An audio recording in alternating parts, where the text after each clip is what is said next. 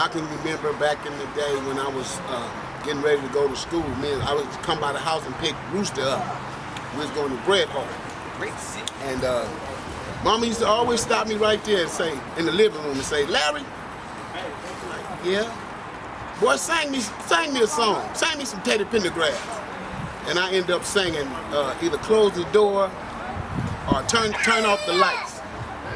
Then sometime I would come home, me and Rooster, we'd be coming home from school, and she'd stop me again and say, sing me some Luther.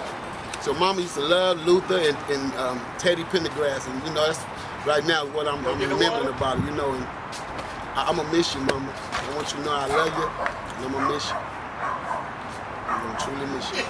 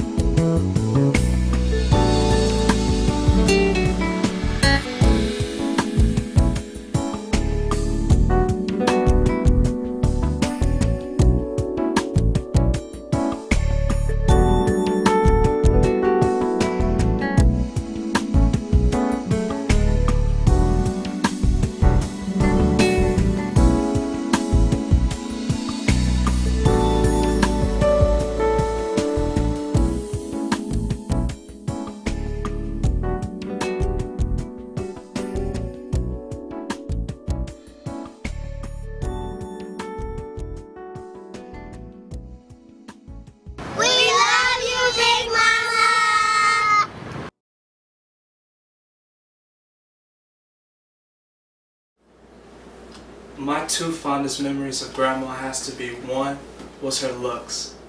When grandma wanted to say something and you would tell her, you know, don't say anything, like, you know, don't say nothing, don't cause nothing, she would just be like, you know, just plain out like that. Second one was the time that I spent the night at grandma's house, and I got up early in the morning while Gary was still asleep, as usual, and I went into the room and she was like, we just have to get you all cocoa buttered up. And I said, I don't want cocoa butter. Like, can I please not have that? She was like, you gonna have this cocoa butter or I'm gonna whip you. And I said, fine, I'll take the whipping as long as you don't go like this. And no, I couldn't stand that. But, you know, that's how she was.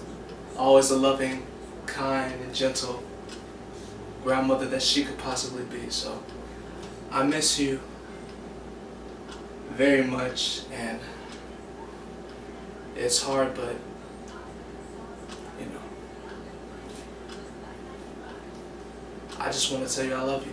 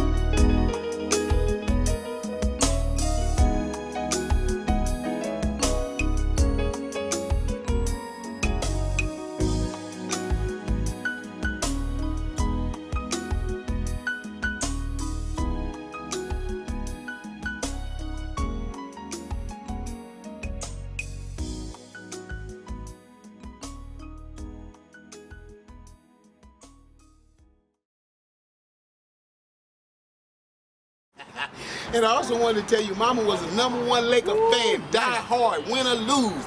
Mama was the #1 fan. I'm the #2 fan. You understand? You know, the truth, the Lakers now is okay.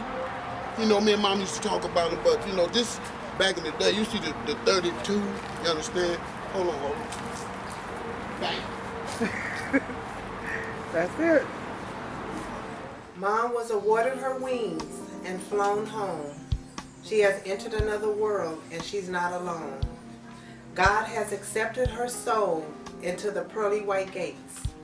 He planned it just right and she won't be late. Although we don't understand why it's Mom's turn, we must live our life right, and by that we should learn. We only live once, so live it well. And when our time comes, only God can tell. There's only 2 directions we can go. So live it God's way or live it below. One thing I know, Mom loves her Lakers. So just remember the words and don't be a hater. Go Lakers. Rest in peace, Mom. We'll miss you. I love you. Amen. My mother was a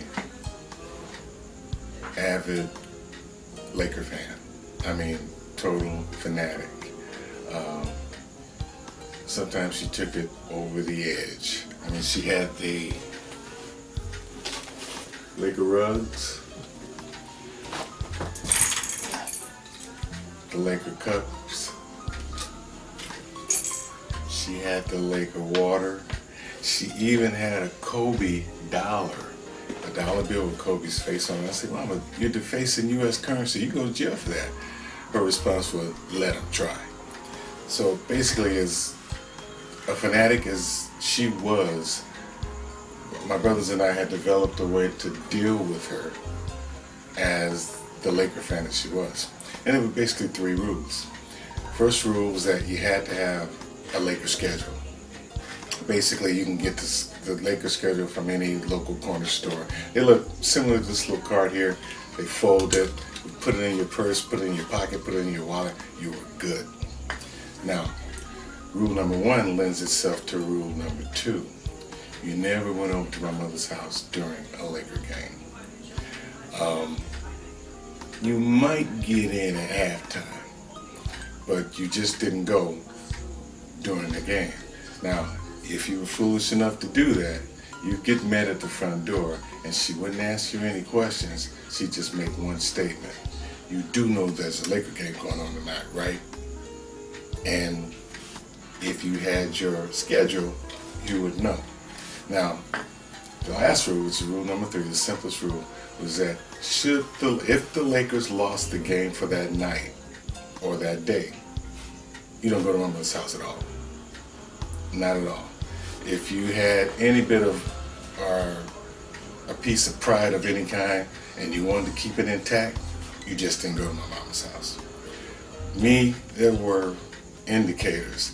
I'd just go out to my front door, look in the direction of my mama's house, and if I saw like a small mushroom cloud over that general area, I knew the Lakers lost, my mama had an attitude, and I didn't need to be in that place. So that was my mama. She was the avid Laker fan. Mama, I love you, and may your eternal soul rest in peace.